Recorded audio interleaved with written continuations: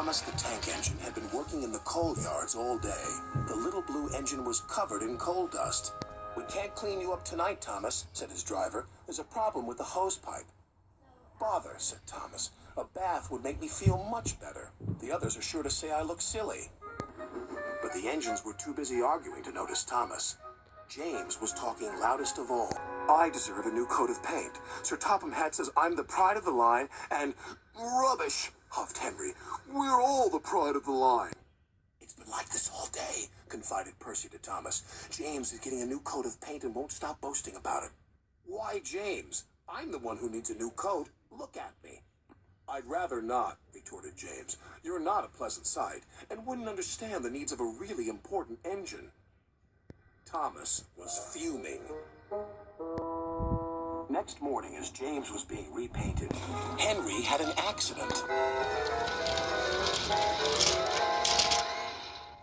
"If you can't push cars properly, Henry, why not talk to a tree instead? You know how much you like the forest." "As a matter of fact, bossy boiler, Sir Topham Hatt is inspecting the island for trees that are too close to the line. He's worried they might cause trouble." "Pah!" laughed James. "If I came upon a tree, I'd just push it aside." "Really?" Henry replied.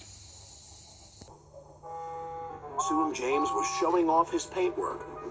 "Make way for an important engine." "You wouldn't feel important if one of those trees crashed on you. You'd feel hurt," reproached Percy. "Rubbish! It wouldn't dare." "You should be careful, James. Trees can be just as powerful as engines," advised Terence. "Oh, please.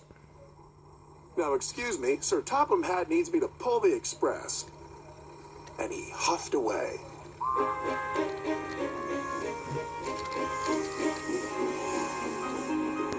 But James was wrong. "You must go to the yards and collect an important goods train, James." "It's heavy, so be careful," said Sir Topham Hatt. "But, sir, I've just been repainted. Can't Thomas or Percy do it? They're dirty and like working with freight cars." "Really useful engines don't argue." So James didn't. By the time he arrived at the yards, the weather had changed for the worse. "That was nice, James. Pity about your face, though," said a freight car. James ignored them and set off.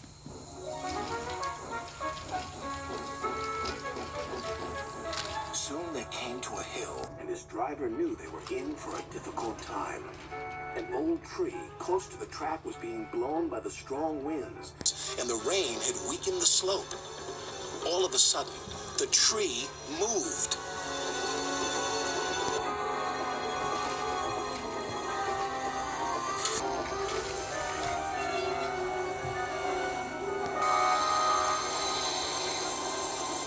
"Oh, help!" cried James. "Go away!"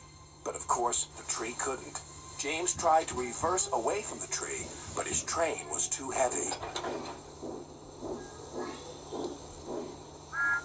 Then he heard a whistle. "It's Thomas," called his driver.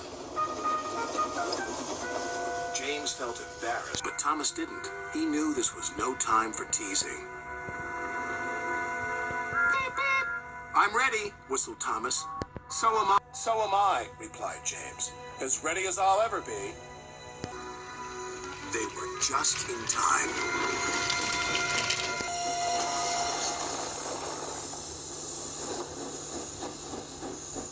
Later, James spoke to Thomas. "Percy and Terence were so right to warn me.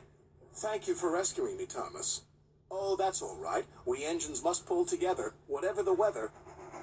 Just then, Edward bustled in. "Sir Topham Hatt thinks you're both brave engines. Thomas, you're going to have a new coat of paint. And James, Sir Topham Hatt says that tomorrow you'll pull the special express."